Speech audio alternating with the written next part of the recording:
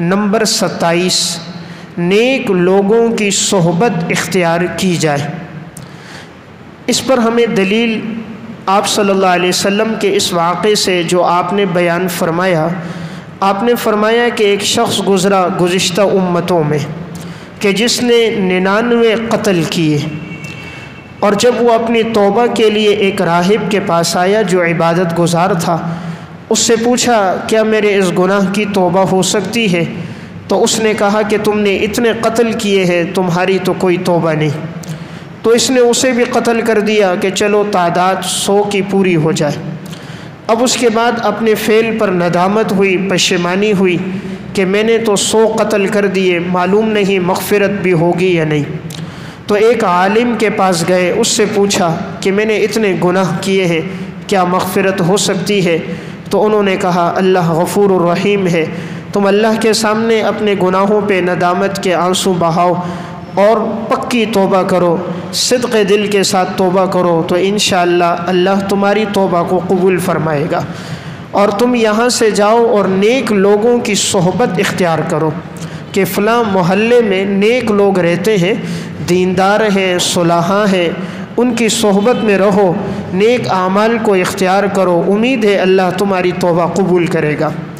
اس شخص نے اپنی غلطی پہ اللہ کے سامنے توبہ کی، گڑ گڑایا، اور اس کے بعد اس نیک لوگوں کی مجلس کی طرف یہ جانے لگا۔ راستے میں چلتے چلتے ایک جگہ تک پہنچا تھا کہ اس کا انتقال ہو گیا۔ اب جہنم کے فرشتے بھی آ گئے، حدیث میں آتا ہے رحمت کے فرشتے بھی آ گئے۔ رحمت والے فرشتوں نے کہا اس نے توبہ کر دی ہے، لہٰذا ہم اس کی روح قبض کر کے اسے لے کر جائیں گے جنت میں۔ جہنم والے فرشتے آتے ہیں کہ نہیں، اس نے تو 100 گناہ کیے، 100 قتل کیے، اس کے لیے تو معافی کوئی نہیں۔ اب اللہ رب العزت ایک فرشتے کو انسانی صورت میں بھیجتے ہیں اور وہ فیصلے کے لیے آتے ہیں، اور یہاں اللہ اس زمین کو حکم دیتا ہے جو نیک لوگوں کے طرف جا رہی ہے کہ تو زمین سکڑ جا تاکہ وہاں کا راستہ کم ہو جائے، اور جہاں سے یہ چل کر آیا تھا اس زمین کو اللہ نے حکم دیا، وہ زمین پھیل گئی۔ تو جب ناپا گیا، اس فرشتے نے فیصلہ یہ دیا کہ دیکھو اس نے کتنا سفر طے کیا ہے، جس کے قریب زیادہ ہے تو اس کے حق میں فیصلہ ہوگا، دیکھو کہ یہ زیادہ سفر طے کر کے آیا ہے یا کم، جس بستی کی طرف جا رہا ہے اس کے کتنا قریب ہے اور جہاں سے چلا تھا اس سے کتنا دور ہے۔ تو اللہ نے زمین کو حکم دے دیا تھا، جہاں سے چلا تھا وہ زمین طویل ہو گئی، جس بستی میں جا رہا تھا وہ زمین سمٹ گئی۔ تو جب ناپا گیا تو نیک لوگوں کی مجلس کے اور نیک لوگوں کی بستی کے یہ قریب تھا، تو اللہ رب العزت نے اس کی مغفرت فرما دی۔ تو گویا ہمارے لیے 27واں سبق کیا ملتا ہے کہ نیک لوگوں کی صحبت، کہ اس سے گناہ بہت ہو گئے تھے، لیکن جب اس عالم نے کہا تم نیک لوگوں کی مجلس میں جاؤ تو یہ توبہ کر کے گیا ہے، تو اللہ کو یہ ادا پسند آئی، تو اللہ نے اس کی مغفرت کر دی۔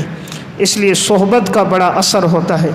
جو انسان مالداروں کی، دولت مندوں کی صحبت میں رہتا ہے تو اس کے دل میں پیسے اور مال کی محبت آتی ہے۔ جو عہدے داران کی صحبت میں رہتا ہے، وزراء کی، بادشاہوں کی، مالداروں کی، جن کے پاس بڑے عہدے ہوں، تو اس کے دل میں منصب کی محبت آتی ہے۔ جو عورتوں کی صحبت میں رہتا ہے تو اس میں شہوت، زیب و زینت، کمعقلی آتی ہے۔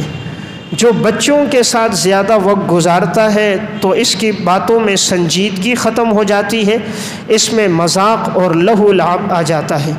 جو آوارہ لڑکوں کے ساتھ زیادہ وقت گزارتا ہے تو اس کی زندگی کا بنیادی وصف سنجیدگی، یہ اس کی زندگی سے چلا جاتا ہے۔